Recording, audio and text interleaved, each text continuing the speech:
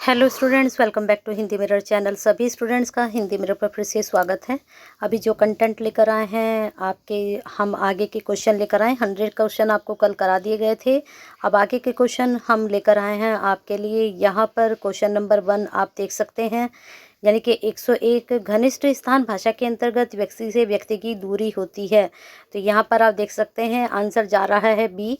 102 में आप देख सकते हैं व्यक्तिगत स्थान भाषा के अंतर्गत व्यक्ति से व्यक्ति की दूरी होती है। यहाँ पर ए आंसर आपका जा रहा है।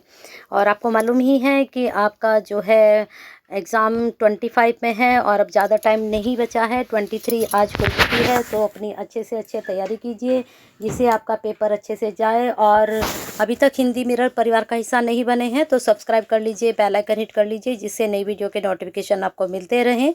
और एक लाइक तो बनता है और शेयर कर दीजिए सभी स्टूडेंट्स को, क्योंकि आप जैसे ही बहुत स्टूडेंट्स हैं जो कम्युनिकेशन स्किल की तैयारी कर रहे हैं। अगर आप शेयर करेंगे तो उन तक ये वीडियो पहुँचेगी। और हमारे पास कमेंट बॉक्स में अभी तक किसी भी स्टूडेंट्स के मैसेज नहीं आए हैं, तो हमें नहीं लगता कि आगे हमें वीडियो बनानी चाहिए, क्योंकि जब तक आपके कमेंट नहीं आएंगे तो हमें कैसे पता चलेगा कि आपकी तैयारी कर रहे हैं। कमेंट बॉक्स में अपने कमेंट ज़रूर भेजिए और बताइए कि आपके कितने आंसर सही जाते हैं।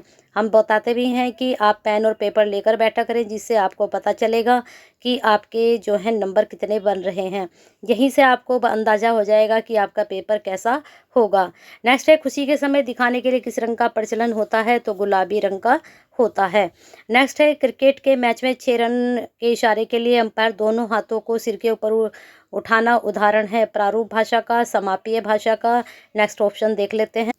नेक्स्ट ऑप्शन है संकेत भाषा का, शारीरिक भाषा का। तो ये होता है शारीरिक भाषा का। 2 उंगलियों को ऊपर उठाना प्रतीक है खुशी का, विजय। तो यहाँ पर विजय का प्रतीक है। एक व्यक्ति के कहने की अभिव्यक्ति का अध्ययन किया जाता है, इसको कहते हैं पैरा लैंग्वेज, भाषा प्रतिरूप।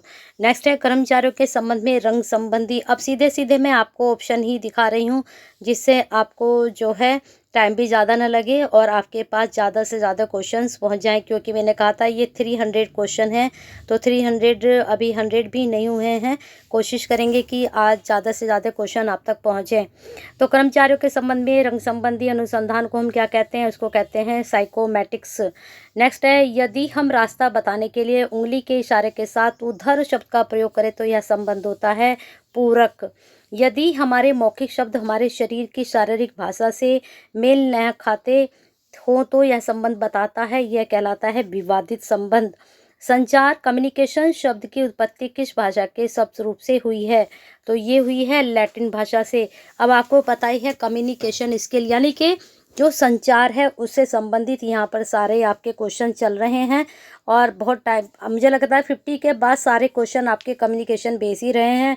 और जितने भी क्वेश्चंस आपके बनेंगे, संचार क्या है, संचार कितने प्रकार का होता है, कैसे कैसे होता है, ये सब आपको यहाँ पर सीखना है, क्योंकि पेपर का नाम ही आपके कम्युनिकेशन स्किल है। ठीक है, तो कम्युनिकेशन स्किल कहाँ से लिया गया है शब्द? वो लिया गया है लैटिन भाषा से। नेक्स्ट है, संप्रेषण एक व्यक्ति के द्वारा किसी दूसरे व्यक्ति को सूचना अथवा विश्वास का हस्तांतरण है। यह किसने कहा था? तो यह कहा था डेल एस ब्रेच ने। ठीक है, तो चलिए नेक्स्ट क्वेश्चन पर चल देते हैं आपके। नेक्स्ट क्वेश्चन देख लीजिए, व्यावसायिक संचार के कार्य हैं बाह्य आंतरिक। तो यहाँ पर ए आपका आंसर जा रहा है ए बी, यानी कि सी, ए बी दोनों। संप्रेषण का उद्देश्य है ए बी दोनों, लक्ष्य की प्राप्ति भी है, सूचनाओं का हस्तांतरण भी है। संप्रेषण के बढ़ते महत्व के क्या कारण हैं? इसमें संगठनों का बढ़ता आकार है, जनसंपर्क है, तकनीकी प्रगति है। तो इस प्रकार से संप्रेषण अब ज़्यादा बढ़ रहा है, क्योंकि पहले इतना नहीं था जितना आजकल कम्युनिकेशन स्किल बढ़ चुका है। वो क्या रीज़न है? आजकल जो है टेक्निकल चीज़ें ज़्यादा आ गई हैं, उससे क्या हो रहा है, कम्युनिकेशन हमारा बढ़ रहा है एक दूसरे से। तो नेक्स्ट है, प्रत्येक संदेश वाहक का प्रारंभ विचारों से होता है। कथन किसका है? रेंडॉल, लुइस, लॉरेंस या फिर फीसर का? तो ये आपका है रेंडॉल का। परिभाषाएं जरूर याद रखिएगा, जरूर आएंगी।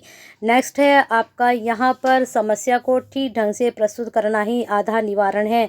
किसने कहा? तो ये कहा था आपके जॉन डीवे। नेक्स्ट है आपका संप्रेषण, एक व्यक्ति से दूसरे व्यक्ति की सूचनाएं एवं हस्तांतरित की प्रक्रिया है। यह कथन किसका है? यह है जॉन डीवे का है और यहाँ पर आप लुईस लगा सकते हैं। नेक्स्ट है आपका संदेश वाहन दो या दो से अधिक व्यक्तियों के मध्य तथ्यों, विचारों, संपत्तियों तथा भावनाओं का विनिमय है। यह कथन किसका है? यह है न्यूमन एवं समर का। ठीक है, तो चलिए आगे चलते हैं। संप्रेषण के संबंध में क्या गलत है? ये एक सतत प्रक्रिया है, ये एक प्रबंध प्रक्रिया, ये द्विमार्गीय प्रक्रिया है।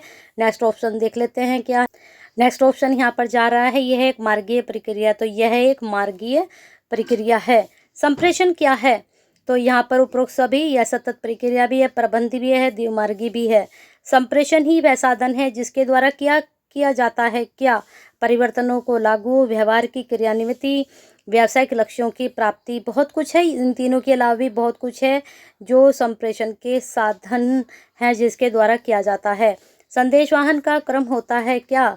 अधोगामी, ऊर्ध्वगामी, तो दोनों ही होते हैं। क्या होता है अधोगामी और ऊर्ध्वगामी? अधोगामी होता है जैसे आपको पियोन के द्वारा कोई बात ऊपर तक पहुंचती है तो वो होता है अधोगामी। ऊर्ध्वगामी जो ऊपर से नीचे आता है, अधोगामी जो ऊपर से नीचे जाता है। ठीक है, चलिए आगे चलते हैं। संप्रेषण के संदेशों का आदान प्रदान हो सकता है कैसे? मौखिक भी, लिखित भी और सांकेतिक भी, सभी के द्वारा। नेक्स्ट है संदेश वाहन के न्यूनतम पक्षकार होते हैं कितने? 2 होते हैं। ठीक है, पक्षपार क्या होते हैं ये आपको समझाएंगे। चलिए आगे चलते हैं। संप्रेषण का प्रमुख उद्देश्य किसी व्यक्ति, किसी समूह या किसी बात में इस परिवर्तन करना है या प्रतिकूल प्रवृत्ति को समाप्त करना है। तो यह कथन क्या है? यह है अर्नेस्ट डेसल का है। निम्न में से कौन सा संप्रेषण का उद्देश्य नहीं है? तो यहाँ पर हम कर सकते हैं भ्रम उत्पन्न करना नहीं होता है। बाकी सही सूचनाओं का, संदेशों का प्रक्षेपण, मधुर औद्योगिक संबंध, नीतियों का प्रभाव, उत्पादकता। अगर आप मधुर संबंध नहीं रखेंगे तो आपका समाज में अच्छा व्यवहार नहीं जाएगा। नेक्स्ट है संप्रेषण कार्य है कर्मचारियों को सूचना उपलब्ध कराना, ये भी है। आगे देखते हैं और क्या हो सकते हैं। आगे देखिए, प्रबंध को सूचना उपलब्ध कराना, पूर्तिकर्ताओं के साथ समन्वय बनाना, उपरोक्त सभी। फिर यहाँ पर आपका आ गया, एक व्यवसाय के लिए संदेश वाहन का उतना ही महत्व है जितना कि एक व्यक्ति के लिए रक्त संचार का। तो यहाँ पर किथ डेविस का आ जाएगा। नेक्स्ट है आपका संप्रेषण व्यवसाय के लिए उसी तरह आवश्यक है जिस तरह मानव जीवन के रक्त का प्रभाव आवश्यक है। क्योंकि हम एक दूसरे से जब बात करेंगे, एक दूसरे के साथ रहेंगे, एक दूसरे से कम्युनिकेशन करेंगे, तभी हम अपने आप को समाज में एक स्थान बना पाते हैं। समाज से छोड़ो, परिवार में भी जब एक दूसरे से हम कम्युनिकेशन करते हैं तभी एक दूसरे से हम मिलते जुलते हैं। तो यही चीज़ उन्होंने कहा है कि मानव जीवन के लिए रक्त प्रवाह के समान होता है, कुटज एम ओ डेनल के अनुसार। नेक्स्ट है मौखिक संप्रेषण में शामिल नहीं किया जाता किसको? ये सभी। मौखिक संप्रेषण में ईमेल आप बिना बोले भी कर सकते हो, इंटरनेट भी कर सकते हो, फैक्स भी कर सकते हो। तो मौखिक संप्रेषण में ये तीनों नहीं आते हैं। मौखिक संप्रेषण नहीं है कैसा? साक्षात्कार, रेडियो प्रसारण, प्रश्नावली। तो साक्षात्कार आप बोलकर करते हो, रेडियो प्रसारण आप बोलकर करते हो, लेकिन प्रश्नावली आप चुपचाप भी कर सकते हो, रिटन में कर सकते हो ना। चलिए आगे चलते हैं। मौखिक संदेश वाहन का माध्यम है तो सेमिनार है। नेक्स्ट चलते हैं। निम्नलिखित में से कौन सा मौखिक संप्रेषण का प्रारूप है? तो ईमेल नहीं है, बाकी दूरभाष है और साक्षात्कार है। लिखित संदेश होता है कैसा? मितव्ययी, गोपनीय, पूर्णतः स्पष्ट। तो लिखित संदेश कैसा होता है? गोपनीय। आप पूछो जो आपका लिखित संदेश है एनवलप में डाल के दे सकते हो, या फिर कहीं आप जो है मेल जब आप करते हो, लिखित में करते हो, तो वो भी आपका गोपनीय ही होता है क्योंकि आपके मेल पर ही वह जाता है। नेक्स्ट है संगठनात्मक परिवेश में कर्मचारी अपना अधिकतम समय व्यतीत करते हैं कहाँ? यहाँ ऑप्शन आप देख सकते हैं। लिखित संप्रेषण, मौखिक, गैर शाब्दिक, चित्रित।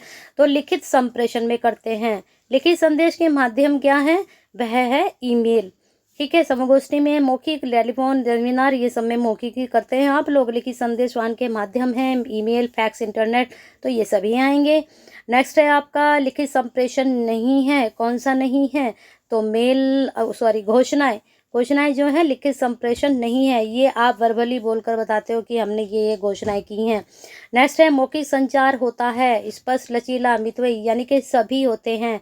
जो मौखिक संचार होता है वह स्पष्ट होता है, आप बिल्कुल साफ तरीके से अपनी बात रखते हो, प्रभावशाली तरीके से रखते हो, मितव्ययी तरीके से, उसमें खर्चा भी नहीं होता आप। ठीक है, चलिए आगे चलते हैं। अशाब्दिक संप्रेषण कितने प्रकार के होते हैं? 4 प्रकार के होते हैं। पढ़ लीजिए इनको कौन कौन से होते हैं। शाब्दिक संप्रेषण कितने होते हैं? 2 प्रकार के होते हैं। पढ़ लीजिए इसको भी, शाब्दिक कितने कौन कौन से होते हैं। लिखित संप्रेषण में शामिल नहीं किया जा सकता टेलीफोन को, बाकी सब है ये लिखित में आते हैं। नेक्स्ट है व्यावसायिक संचार, संदेशों तथा व्यवसाय से जुड़े लोगों को जानने की प्रक्रिया, इसमें संचार के माध्यम सम्मिलित होते हैं।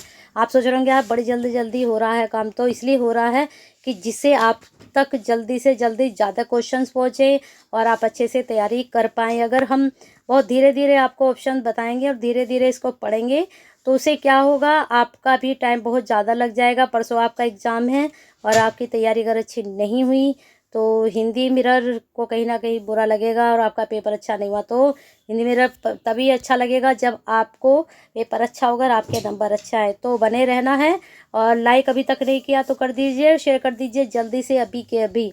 चलिए इसका आंसर अब जा रहा है CG ब्राउन। चलिए आगे चलते हैं। खुशी व्यक्त करने के लिए पीठ थपथपाना संचार प्रक्रिया का प्रकार है, कैसा है? सांकेतिक है, मौखिक है, या फिर आगे देख लेते हैं क्या ऑप्शन यहाँ पर जा रहा है। यहाँ पर आप देख लीजिए लिखित, दृश्य, तो सांकेतिक होता है। सांकेतिक संचार का लाभ है शीघ्रता। सांकेतिक में क्या होती है? शीघ्रता से अपना काम कर सकते हो आप, ना आपको वहाँ बोलने की जरूरत, ना आपको लिखने की जरूरत, आप संकेत से ही बता सकते हो कि ये काम होना चाहिए, है ना। साक्षात्कार संदेशवहन की प्रक्रिया है, मौखिक संचार प्रक्रिया, बिल्कुल अभी अभी आप पढ़कर आ रहे हैं ये चीज़ें। मौखिक संचार का आधुनिक साधन है कौन सा? वीडियो कॉन्फ्रेंसिंग आजकल बहुत चल रहा है ना। चलिए निम्नलिखित संप्रेषण मौखिक संप्रेषण से श्रेष्ठ है क्योंकि लिखित प्रमाण होता है। लिखित में क्या होता है? वर्बली क्या तो होता है कि हमने आज बोल दिया कल को लोग भूल जाते हैं, लेकिन लिखित में क्या होता है? आपके पास ही प्रूफ है, सामने वाले के पास ही प्रूफ है, तो वह एक लिखित प्रमाण सब श्रेष्ठ होता है मौखिक से। मौखिक संप्रेषण उपयुक्त है क्योंकि संबंधों में सुधार के लिए। लिखित में क्या होता है? आपकी जो भावनाएं होती हैं वो सामने नहीं आ पाती हैं, लेकिन जब आप बोलते हो तो वो सब बातें सामने आ जाती हैं, तो उससे संबंधों में सुधार होता है। नेक्स्ट है आपका भावनाओं संवेगों को व्यक्त करने के करना माध्यम है कौन सा है? सांकेतिक संचार, जैसे कि मैंने अभी आपको बताया था। ठीक है, जब आप बोलते हो, लिखते हो या संकेत करते हो तब उसमें भावनाएं पता चलती हैं। मौखिक संचार संचार प्रक्रिया में सर्वोपरि है क्योंकि इसमें शब्दों के साथ साथ शारीरिक भाषा का भी प्रयोग होता है। तो यहाँ पर ये आप हमें बताना, ये क्वेश्चन आपके लिए छोड़कर जा रहे हैं, इसमें आंसर आप कमेंट बॉक्स में ज़रूर बताएं और नेक्स्ट वीडियो में इसका आंसर आपको मिलेगा। तब तक आप सोचिए इसका आंसर क्या होगा और लाइक और शेयर भी करते रहिए। और अभी तक हिंदी मिरर का हिस्सा नहीं बने हैं तो मैं बार बार कह रही हूँ, एक ही प्लेटफॉर्म पर आपको सब कुछ मिलेगा। आपकी एग्ज़ाम की तैयारी भी होगी और आपका रिजल्ट के बारे में पता चलेगा और नेक्स्ट आपका कब एग्जामिनेशन होंगे तब सब चीज़ें आप तक पहुँचेंगी एक ही प्लेटफॉर्म से। तो जुड़ जाइए, आगे भी जुड़ेंगे, तो अभी से शुरुआत कर दीजिए।